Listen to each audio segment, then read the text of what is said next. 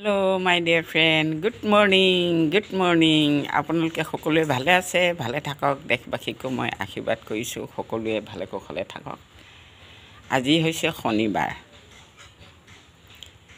আজি ৰাতিপুৱাই এষাৰ কথা ক'ব বিচাৰিছোঁ আপোনালোকৰ আগত। এই হেমন্ত মামাই কিছুমান বহুত ভালেই কথা কিছুমান কয় যে বানপানী কবলত পৰা লোকসকলে খাব নাপায় কত ককবকাই কৰি আছে আৰু সাধাৰণ এখন মিটিং হ'লে বা কিবা ভোজ আয়োজন হয় তাত অনেক ৰকম যে মাছে মাংসয়ে কিবা ব্যঞ্জন বোলে বহুত ধৰণৰ বনাই কৰি মানে খাইছে তৃপ্তি কৰিছে। কাৰণ এইটোতো বৰ অন্যায় হৈছে। খাব লাগে, নিৰামিষ খাব লাগে। নিৰামিষ খালেও মানুহে জীয়াই আছে।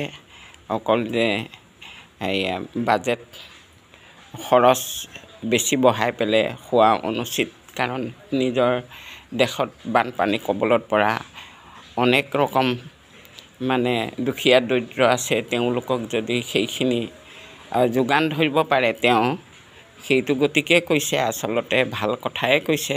ময়ো বহুত ভালে পাইছোঁ। কাৰণ বানপানী কবলত পৰা লোকসকলে ককবকাই আছে। কালি কামপুৰত গৈছিলোঁ, কিন্তু যিমান পানী হৈছিলে সেই পানীত কিন্তু আকৌ বা কিমান আহে তাৰো ঠিকান নাই। এতিয়াতো আৰম্ভ হৈছেহে। গতিকে হেমন্ত মামাই ভাল কথাকে কৈছে, নিৰামিষ ভোজন কৰিব লাগে।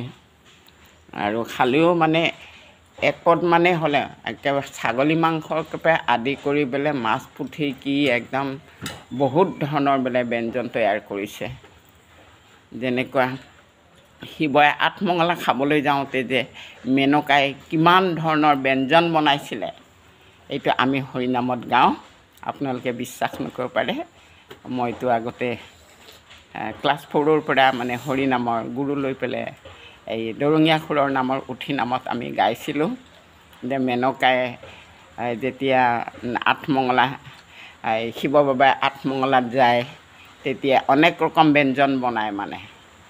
ঠিক তেনেকৈয়ে হৈছে এইবাৰ মামাই কোৱা মতে যে ইমানখিনি ব্যঞ্জন বনাই খোৱাতকৈ নিৰামিষ ভোজন কৰাটোৱে বহুত ভাল। কাৰণ আমাৰ বানপানী অসমৰ চোতালতেই বানপানী হয়। গতিকে মই বহুত অশেষ ধন্যবাদ দিছোঁ মামাক। আৰু আগলৈও যাতে তেনেকুৱা ভাল পদক্ষেপ লয়, ভাল সিদ্ধান্ত লয়।